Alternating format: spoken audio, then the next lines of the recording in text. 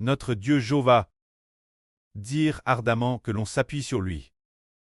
Au point que dans les Proverbes, il y a ce passage qui dit « Mon fils, ne t'appuie pas sur ta propre intelligence. Dans toutes tes voies, confie-toi en Jéhovah. » Dans le livre du prophète Isaïe, au chapitre 4, il est raconté qu'il y avait alors des gens du royaume de Juda qui ne s'appuyaient pas sur Jéhovah. Ils comptaient sur les armes trangres ou s'appuyaient sur leur propre force et puissance. Ne voulant pas s'appuyer sur Jéhovah, l'abandonnant, alors qu'est-ce qui s'est produit? Il est apparu dans presque tout le royaume de Juda l'apparition de TRS nombreuses veuves. Pour quelle raison sont-elles devenues veuves? C'est parce que leurs maris, dans la guerre, ont été détruits par Dieu, qui allait les armes trangres, anéantir leurs maris, si bien que cela est arrivé, disant qu'en ce jour, sept femmes saisiront un seul homme en disant « Nous mangerons notre propre pain, nous porterons nos propres vêtements, fais-nous seulement porter ton nom pour taire notre déshonneur. » Que signifie ce passage? Cela fait référence au peuple de Juda, qui ne voulait pas s'appuyer sur Jéhovah.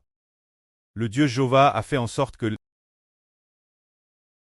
beaucoup de ceux partis la guerre meurent. Alors, parmi les femmes, il y a eu 7 femmes qui iront saisir le vêtement d'un homme en disant « Pour notre part, manger notre propre pain nous suffit. Nous mangerons notre propre pain. Nous porterons nos propres vêtements. Tu n'as pas à nous fournir de nourriture, ni nous fournir de vêtements. Nous voulons seulement porter ton nom, devenir t'épouse. » Pour quelle raison? Parce que leur mari avait déjà été détruit par Dieu. C'est pourquoi il est dit ici « Fais-nous seulement porter ton nom pour taire notre déshonneur. » Pourquoi dit-on que leur déshonneur peut traiter? Le déshonneur signifie que leur mari étant mort, elles sont devenues veuves. Si cette femme se rattache en Madame Tant au nom d'une seule homme, au moins elles ne sont plus veuves. C'est ainsi qu'elle pensait, et pour quelle raison? Parce que le peuple de Juda ne s'appuyait pas sur Jéhovah. Alors Jéhovah a fait qu'il y ait beaucoup de veuves. Et quand leurs hommes, ils ont presque tous été éliminés. Ce moment-là, le précleste Jéhovah a dit, l'avenir, il y aura un germe. Ce germe, c'est Jéhovah. Qui vient de Jéhovah? Un germe qui va paraître. Ce germe, le germe signifie la descendance de Dieu. Le sens d'un descendant de Dieu. Lisons cela. Ce descendant est grandement favori par Dieu. Il est dit ici, de Jéhovah ce jour-là. Qui vient de Jéhovah sera magnifique et glorieux et le fruit de la terre. Sera pour Israël, pour les rescaps, un sujet de fier et de gloire.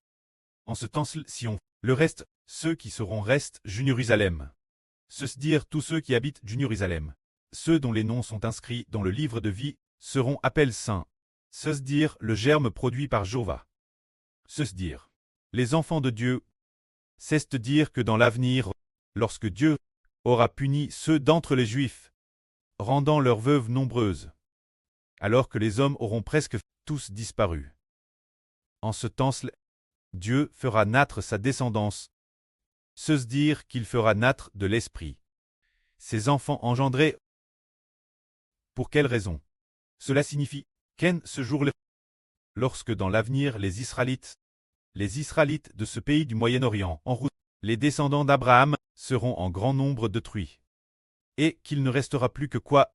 Il ne restera que des veuves. Presque tous les hommes sont sur le point de disparaître. Ce moment-là, Dieu amènera les gens se repentir et croire l'Évangile. Parce qu'ils se seront repentis et auront cru l'Évangile, ils deviendront la descendance de Dieu. Et ainsi ils auront une grande gloire et une grande splendeur, et ce reste de personnes, qu'appelle-t-on le reste? Parmi ceux que Dieu châtie et détruit, ceux qui restent et n'ont pas été détruits, ceux qui Dieu permet de subsister temporairement, ils sauront, de toute leur vie, aimer Jéhovah. De tout leur cœur, de toute leur vie, aimer Jéhovah.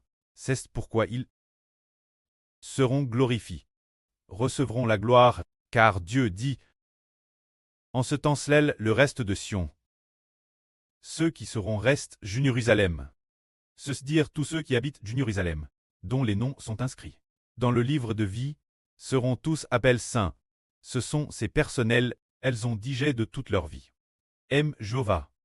Et ont appris s'appuyer sur Jéhovah. Mais avant cela, avant que Dieu n'ait détruit une si grande multitude, personne ne savait de toute sa vie aimer Jéhovah. Après que le précleste aura grandement détruit les Israélites, ceux qui resteront et n'auront pas été détruits, ils sauront qu'il faut de toute leur vie aimer le précleste Jéhovah. C'est pourquoi ces personnes recevront la gloire, recevront la louange, obtiendront la splendeur. C'est pour cette raison. En ce temps seul, Dieu utilisera l'Esprit de Dieu pour détruire de Sion la souillure, c'est-à-dire celle de Jérusalem. Et il va aussi, du milieu de Jérusalem, faire disparaître les crimes de sang. Alors Jéhovah, sur toute l'étendue de la montagne de Sion, et sur ces lieux d'assemble, nous couvrira d'une nue pendant le jour, et nous clairera d'une flamme de feu la nuit. C'est-à-dire que lorsque dans l'avenir tous aimeront profondément Dieu, quand tous de toute leur vie aimeront Jéhovah, l'Éternel, ce sera comme pour les anciens Israélites. Cette poquelle couvrant Israël d'une colonne de nuit le jour, et le clairant d'une colonne de feu la nuit, pour que Dieu habite au milieu d'Israël. C'est-à-dire le précleste Jéhovah accomplira cela l'avenir. C'est-à-dire la colonne de nuit le jour, la colonne de feu la nuit, c'est pour que tout Israël Dieu habite au milieu d'Israël. Ce moment-tel, car Jéhovah, car sur toute la montagne, la gloire de Jéhovah le couvrira tout. Sa gloire sera comme une tente, donnant de l'ombre pendant le jour, contre la chaleur, et servant aussi de refuge durable ou d'abri contre la tempête. C'est ce moment-tel, quand tout le monde saura comment s'appuyer entièrement sur Jéhovah, l'Éternel sera leur refuge, sera leur abri contre la tempête. Ce moment-tel, Dieu fera une tente pour les couvrir et protéger les Israélites. C'est parce que dans les jours venir, l'Israël spirituel saura comment de toute sa vie aimer Jéhovah. Alors Jéhovah deviendra notre refuge. Maintenant venons de scène au chapitre 5 d'Ésaïe, qui parle d'une vigne. Cette vigne, c'est Dieu qui la plante. C'est une excellente vigne. Mais la fin ils ont pourtant produit des raisins sauvages. Quelle en est la raison? La vigne symbolise le royaume de Juda et la maison d'Israël. Quant aux raisins sauvages, cela signifie que les Juifs, les habitants de Jérusalem et les Israélites ne sont pas les enfants de Dieu, puisque Dieu a dans le royaume Israël et Jérusalem, mais Dieu pourtant.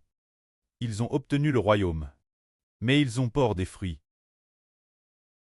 Et les fruits qu'ils ont obtenus, étaient des raisins sauvages. Cela signifie qu'ils n'ont pas produit de vrais raisins. Qu'est-ce que cela signifie? Cela signifie que ce qu'ils ont obtenu, c'est une vie de pshèche, une vie d'esprit de psh, qui n'est pas ne de l'Esprit Saint. Ce genre de vie, c'est parce que ils ont adoré des idoles, c'est l'esprit d'autres dieux, qui habitait dans le royaume d'Israël, et dans le royaume de Juda. C'est pourquoi l'esprit d'autres dieux habitait dans le royaume de Juda et d'Israël. C'est pourquoi la vie qu'ils ont obtenue n'est pas celle d'enfants de Dieu, mais celle d'enfants d'autres dieux. Pour quelle raison? Parce que les Judains et les Israélites adoraient tous des idoles et d'autres dieux, comme leurs dieux. Les idoles tant leur Dieu. C'est pourquoi bien que Dieu ait donné le royaume Israël, Israël n'a pu produire d'enfants NS de l'Esprit Saint. Pour quelle raison en est-il ainsi? Aujourd'hui, nous nous tenons du point de vue des gens du Nouveau Testament. C'est parce qu'ils étaient des pécheurs, car le Seigneur Jésus-Christ n'était pas encore venu dans le monde en tant qu'homme. Le Pesach quittait en eux, les dominait, les enchants de ne pas adorer les idoles, les enchants de ne pas accepter le ph. Ce pchet était leur Dieu. Le Pesach habitant en eux, était leur Dieu. Leur pchach tête, leur Dieu. Alors leur Dieu, habitant en eux, le péchage de leur Dieu, ce Dieu appelle pcha, habitant en eux. Ainsi les enfants qu'ils ont eus, n'étaient pas les enfants de Jéhovah, mais les enfants d'autres dieux. Puisqu'ils étaient les enfants d'autres dieux, Dieu a donc dit, j'espérais qu'ils produiraient de bons raisins. Comment se fait-il de qu'il ait produit de sauvages, c'est-à-dire qu'ils ont produit de sauvages raisins, ce qui signifie que Dieu attendait du royaume de Juda et du royaume d'Israël qu'ils puissent enfanter des enfants aînés de l'esprit. Mais contre toute attente, ils n'ont pas enfant d'enfants aînés de l'esprit, mais plutôt, ils ont enfants, des enfants aînés du PCH. Dieu est prêt pour lui-même, est prêt que le royaume de Juda et le royaume d'Israël puissent enfanter des enfants aînés de l'esprit, pour les offrir Dieu, et qu'ils deviennent enfants de Dieu. Mais contre toute attente, ils ne l'ont pas fait. Au contraire, ils ont des enfants aînés de l'esprit du Pshach. Alors puisque ces gens appartenaient tous d'autres dieux, et n'est pas les enfants de Dieu, qu'allait donc faire Dieu? Dieu a dit, je vais vous dire maintenant ce que je vais faire. Ma vigne, Jen arracherait la haie, pour qu'elle soit broute. Jen abattrait la culture, pour qu'elle soit foule aux pieds. Je la réduirai en désert, elle ne sera plus taille, ni cultive. Les ronces et les pines y crotteront. Et je commanderai aux nues de ne plus laisser tomber la pluie sur elle. Car la vigne de l'Éternel des armes, la vigne de Jéhovah, c'est la maison d'Israël et les arbres de son plaisir.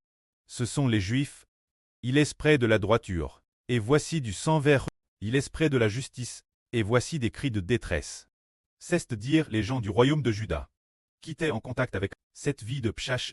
Alors Dieu n'a plus eu de compassion. Quel point n'a-t-il plus eu de compassion? Plus de 100 ans après, Dieu a complètement détruit le pouvoir politique du royaume de Juda, faisant en sorte que les Juifs ne forment plus une nation. Quant au royaume d'Israël au nord, Dieu l'avait déjà détruit depuis longtemps, car Dieu désirait qu'ils produisent de vrais raisins. Mais ils ont produit la place des raisins sauvages. Jéhovah le pré-cleste, est prêt qu'ils puissent enfanter des enfants aînés de l'esprit. Mais il n'en a pas obtenu un seul. Alors Dieu a d'abord détruit le royaume d'Israël au nord, et plus de 100 ans après, a également détruit le royaume de Juda du sud. C'est ainsi que Dieu détruit la vigne. Enfin Dieu va donner la vigne qui?